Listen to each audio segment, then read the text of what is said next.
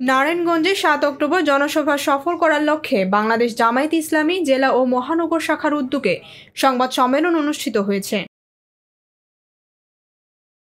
বুধবার সকালে নারায়ণগঞ্জ প্রেস ক্লাবে এ সংবাদ সম্মেলন অনুষ্ঠিত হয়। এতে মহানগর জামায়াতের আমির মাওলানা মোহাম্মদ আব্দুল জাব্বার বলেন, বাংলাদেশ জামায়াত ইসলামী ব্যক্তি, পরিবার ও সমাজ গঠনের মাধ্যমে একটি ন্যায় ইনসাফ ভিত্তিক রাষ্ট্র প্রতিষ্ঠা করতে চায়। তবে ষড়যন্ত্রকারী বারবার আমাদের পথ রুদ্ধ করার চেষ্টা করছে, কিন্তু আল্লাহর রহমতে কোনো ষড়যন্ত্রে আমাদের পথ চলা থামাতে পারেনি, পারবেও না।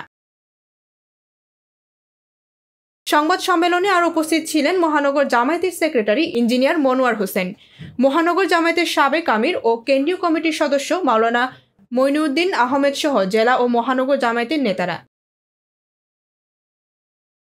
বৃষ্টি দাজেল, ভোরের পাতা।